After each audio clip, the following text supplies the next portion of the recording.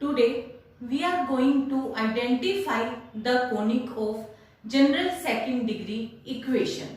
In this equation we have general equation of second degree bs is equal to ax square plus by square plus 2gx plus 2fy plus c is equal to 0.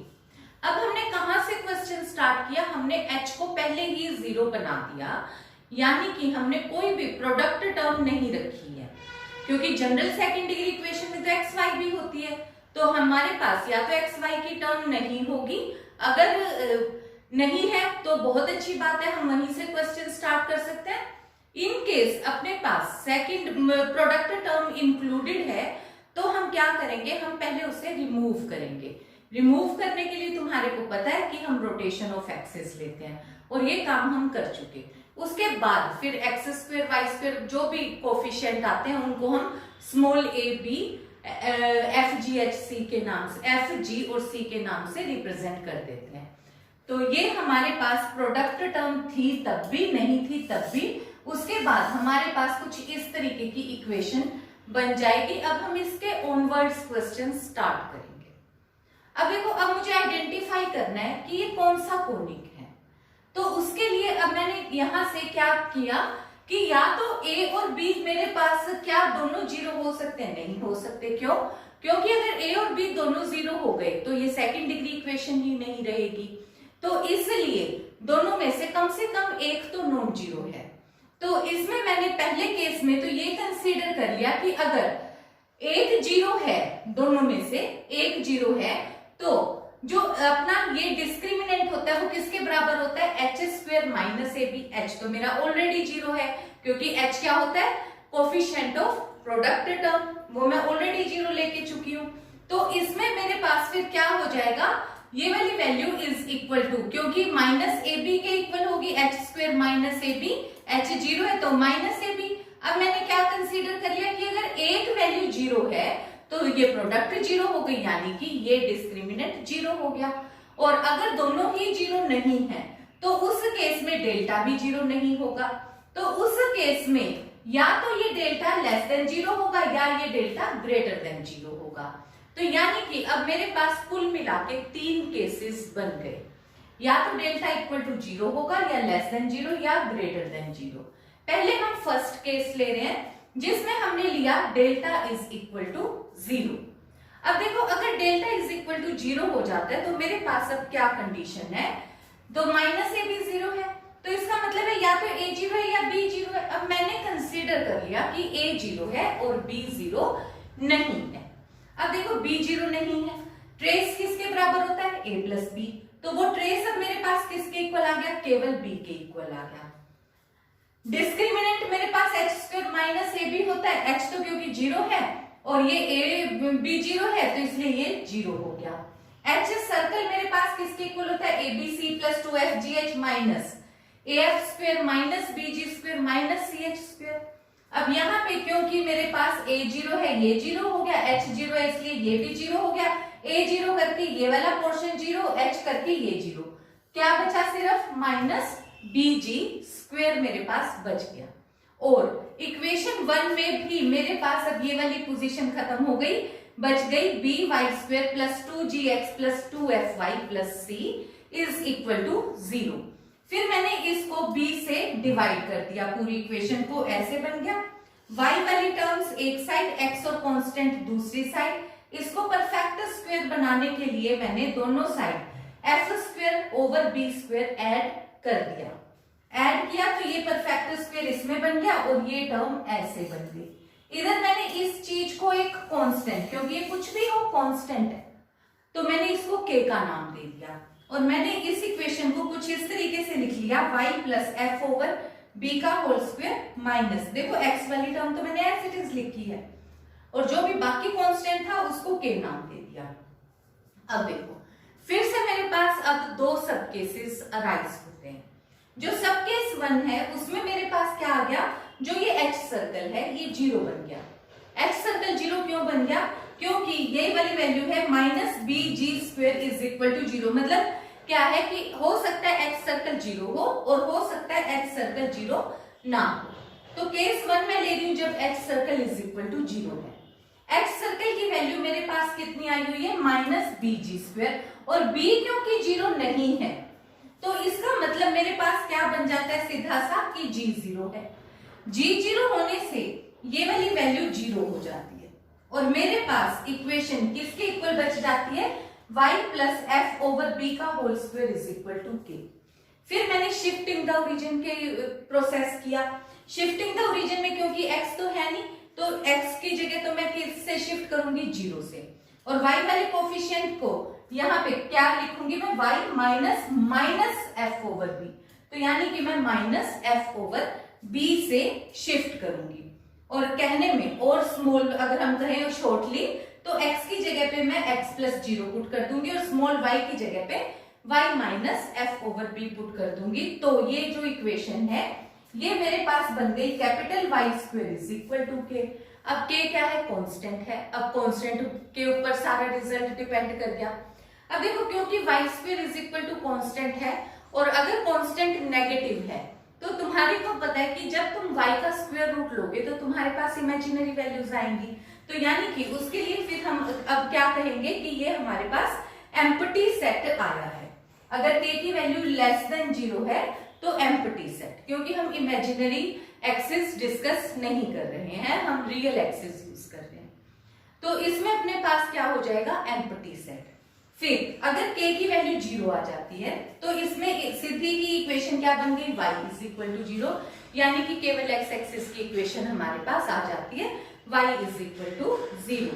और अगर k greater than 0 है तो हम square root लेंगे तो दो values आ जाएंगी k की, यानी कि हमारे पास दो पेयर ऑफ स्ट्रेट लाइंस आ जाएगा।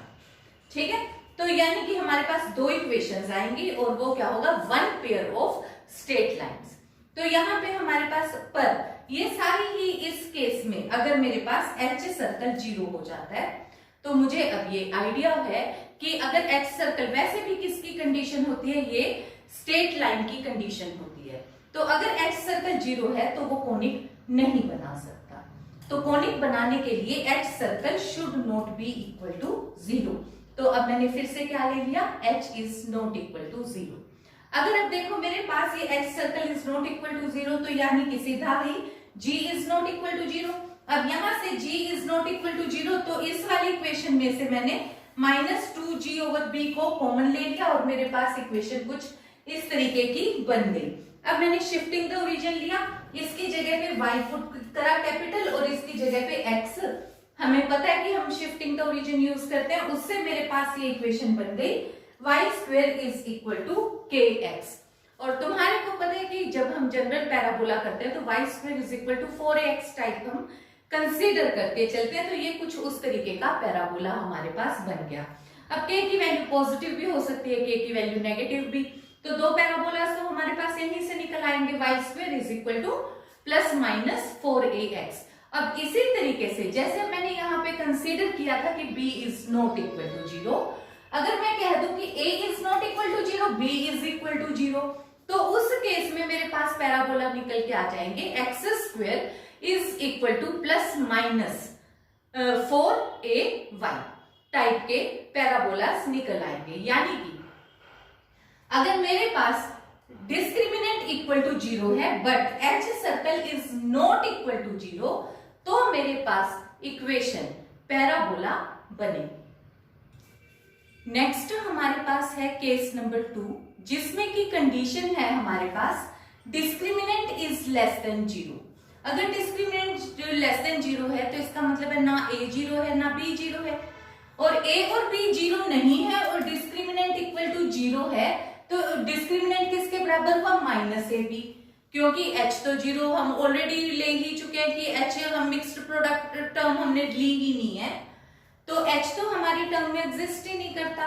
तो डेल्टा किसके बराबर है, -ab के बराबर, और वो किससे छोटा है, 0 से छोटा है, यानी कि ab पॉजिटिव है। ab पॉजिटिव किन दो केसेस में हो सकता है, या तो दोनों नेगेटिव हो ab और b भी, या a और b दोनों पॉजिटिव हो, अदरवाइज तो ये पॉजिटिव इनकी प्रोडक्ट हो नहीं सकती, यानी a और b दोनों सेम साइन के हैं। अगर a और b दोनों सेम साइन के हैं तो अगर हम ट्रेस लेते हैं तो ट्रेस किसके बराबर होता है, a प्लस बी, और a भी पॉजिटिव b भी पॉजिटिव तो ट्रेस भी पॉजिटिव, दोनों नेगेटिव तो ट्रेस भी नेगेटिव, यानी कि ट्रेस का भी वही साइन होगा जो a और b का साइन है। यानी कि अगर मैं अब यहां से ट्रेस के साथ a को मल्टीप्लाई कर देती हूं तो वो मेरे पास हर हाल में पॉजिटिव हो गया। इसी तरीके से ट्रेस के साथ b को मल्टीप्लाई कर देती हूँ तो वो भी हर हाल में पॉजिटिव हो गया। तो यहां से फिर मैंने ट्रेस a को t इंटू a को क्या कंसीडर कर लिया, 1/λ², क्योंकि मुझे पता है कि t इंटू a अब मेरे पास हर हाल में पॉजिटिव है। अब पॉजिटिव शो करने का मेरे पास क्या तरीका है कि मैं परफेक्ट स्क्वायर ले लूं, तो मैंने यहाँ पे कोई एक क्वांटिटी ले ली 1/λ²। ऐसे ही टी बी को मैंने ले लिया 1/μ², ये भी पॉजिटिव क्वांटिटी हो गई, वेयर लैम्डा म्यू दोनों ही रियल नंबर सिस्टम में से बिलोंग करते हैं। और यहां से फिर a की वैल्यू मेरे पास कितनी आ गई, a will be equal to t⁵ and b will be equal to 1/t⁵। अब यहां से जो फर्स्ट इक्वेशन हमारे पास दी हुई है s, इसको अब मैं कैसे लिख सकती हूँ, इसमें मैंने x² वाली टर्म्स और x वाली इकट्ठी कर ली, y² और y वाली इकट्ठी कर ली और कांस्टेंट टर्म अलग कर दिया। इधर से मैं x का परफेक्ट स्क्वायर बनाने के लिए g² ओवर a² ऐड कर दूंगी। a क्यों, पहले a कॉमन लूंगी, b कॉमन लूंगी, a कॉमन ले लिया, b कॉमन ले लिया। अब परफेक्ट स्क्वायर बनाने के लिए half of coefficient of x g² over a², इधर ऐड करूंगी f² ओवर b², इधर ऐड करूंगी, पर उधर दूसरी साइड ऐड करते हुए एक कट जाएगा तो मैं ऐड करूंगी दूसरी side g² over a f² over b, ये मेरे पास हो जाएगा। इधर से फिर ये मेरे पास x plus g over a का perfect square, y plus f over b का परफेक्ट स्क्वायर, और जब मैंने कांस्टेंट से सेट करे तो ये इक्वेशन मेरे पास बन गई bg² plus af² minus abc। अब मैंने दोबारा ऑब्जर्व करा, क्योंकि आइडेंटिफिकेशन कर रही हूं तो मुझे पता है 3 वैल्यूज इनवेरिएंट होती हैं, ट्रेस, डिस्क्रिमिनेंट और एक्स सर्कल, और मैं आइडेंटिफिकेशन में उन्हीं वैल्यूज को रखना चाहती हूँ ताकि, क्योंकि देखो मैंने रोटेशन से h को हटाया, ऐसे ही मैं शिफ्टिंग द ओरिजिन भी ले सकती हूँ, तो वैल्यू मतलब मेरे कर्व का जो बेसिक मूल है वो चेंज ना हो, और उसके लिए मुझे इनवेरिएंट क्वांटिटीज चाहिए। इनवेरिएंट 3 चीज है, तो मैं उन्हीं की हेल्प लेना चाह रही हूँ।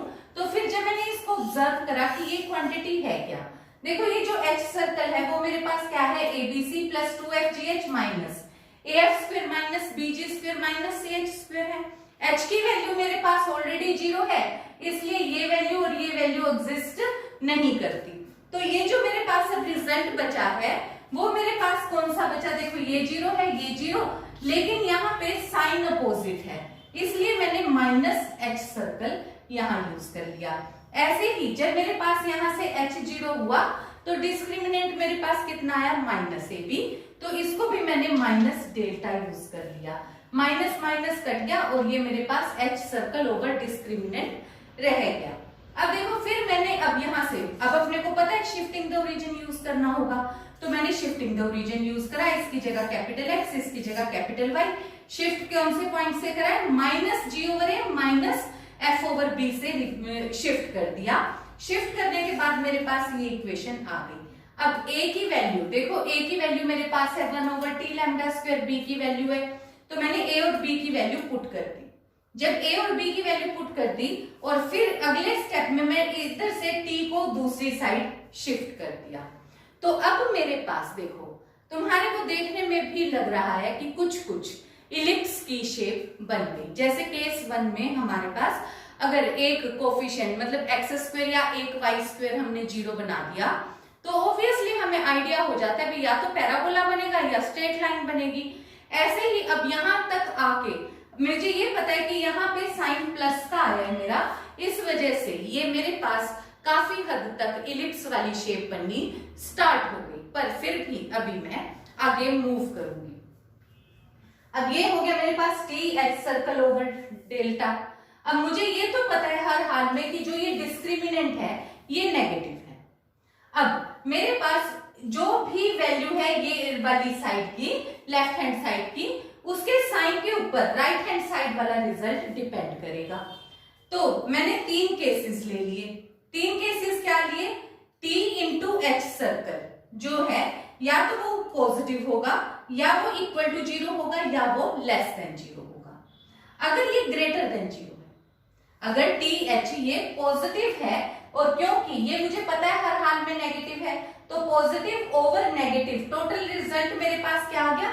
नेगेटिव। और ये वाली वैल्यू क्या है? Perfect square plus perfect square is equal to हर हाल में अ पॉजिटिव क्वांटिटी।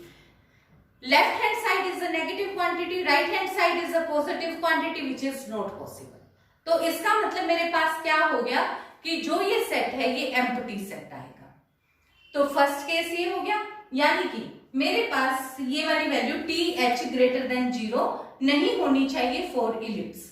इसी तरीके से जब T H is equal to 0 हो जाता है, तो तुम्हें पता ही कि टी तो 0 है नहीं, तो इसका मतलब है कि एच ही 0 होगा, और एच सर्कल 0 का मतलब ही pair of two straight lines होता है। पर फिर भी हमने यहाँ पे किया t इंटू एच अगर 0 है तो ये वाली क्वांटिटी 0 हो गई, और उस केस में ये अगर 0 है तो परफेक्ट स्क्वायर्स का समेशन अलग अलग से 0 का मतलब है कि x separately equal to 0, y separately equal to 0, यानी कि सिंगल पॉइंट 0 0 इसका आंसर है।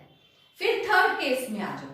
अब है हमारे पास t इंटू एच सर्कल अगर नेगेटिव है, अगर ये नेगेटिव है तो ऑब्वियसली ये वाली क्वांटिटी पॉजिटिव हो गई। अब देखो ये पॉजिटिव है, तो अब हमारे पास प्रॉपर इलिप्स की शेप बन जाती है। अब देखो ये इलिप्स भी आगे कब होगा? अब इलिप्स ये तब बनेगा अगर lambda is not equal to mu.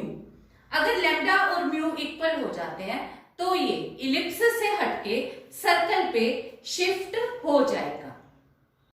Next अब हमारे पास है केस नंबर 3। केस नंबर 3 में अब क्या चीज है कि डेल्टा इज ग्रेटर देन 0। अगर डिस्क्रिमिनेंट ग्रेटर देन 0 है तो अब अपने पास क्या है? और ना तो a 0 है ना ही b 0 है, और क्योंकि डेल्टा ग्रेटर देन 0 और डेल्टा है किसके बराबर? माइनस ए बी के बराबर। माइनस ए बी इसका मतलब है पॉजिटिव है।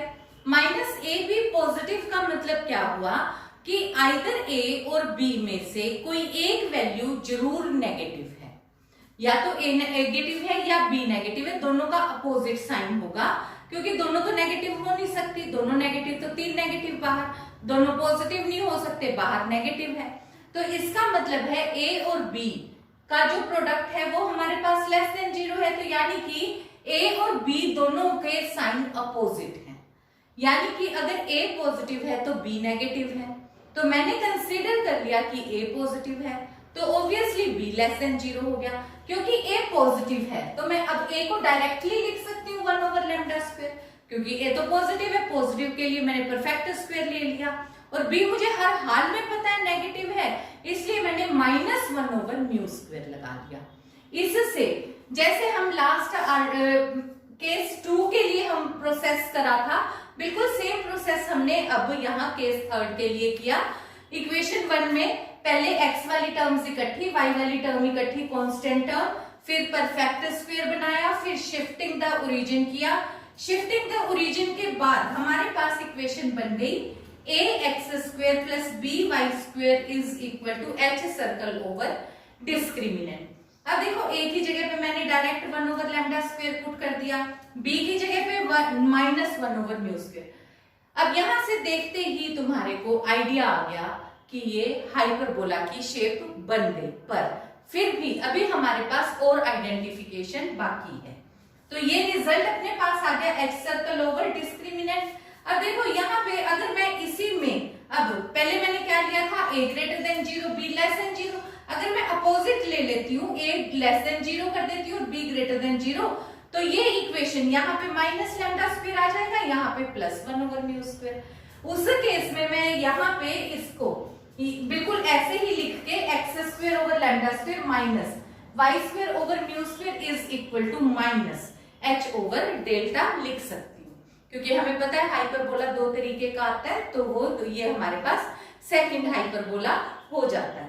तो यहाँ से अब हमारे पास फिर क्या चीज है, ये तो मेरे पास हो गए अलग अलग केसेस की a और b की वैल्यू के अकॉर्डिंग। अब अगर बाय चांस जो ये h सर्कल की वैल्यू है, क्योंकि डेल्टा तो 0 है नहीं, हो ही नहीं सकता, तो ये एच सर्कल है हमारे पास, अगर ये 0 हो जाता है, अगर ये 0 हो जाता है तो क्या होगा, अगर ये 0 है तो ये वाली क्वांटिटी इज इक्वल टू 0 हो गई, और ये इस वाली टर्म को हम इक्वल टू 0 करके ए स्क्वायर माइनस बी स्क्वायर के फैक्टर क्या बनेंगे, ए माइनस बी, ए प्लस बी, ठीक है, ये दो फैक्टर्स बन गए, यानी कि ये तो pair of two intersecting straight lines बन गई। अब हमने देखो यहाँ पे हर बार ऑब्जर्व करा कि जब भी एच सर्कल 0 होता है तो हमारे पास स्ट्रेट लाइंस टाइप या एम्प्टी सेट या सिंगल पॉइंट इस तरीके के आंसर आ रहे हैं। तो ये ध्यान रखना कि अगर एच सर्कल इक्वल टू 0 है तो कोनिक सेक्शन नहीं हो सकता। तो पहली बात तो कोनिक सेक्शन अगर हमें पता लगाना हो तो हम ये चेक कर लेंगे कि एच सर्कल 0 ना हो। तो यहाँ पे फिर अब अगर एच सर्कल 0 नहीं है तो अब इस वाली टर्म में ये वाली इक्वेशंस के अकॉर्डिंग अब ये जो हमारे पास 6 और ये 7 रिजल्ट है ये हमारा हाइपरबोला को रिप्रेजेंट करेगा। तो इस वाले प्रोसेस से हम काफी हद तक आइडेंटिफाई कर सकते हैं कि जो भी सेकंड डिग्री इक्वेशन है वो हमारे पास पैराबोला, इलिप्स या हाइपरबोला कौन सा कोनिक सेक्शन बनेगा। So it is all about this lecture. Thank you.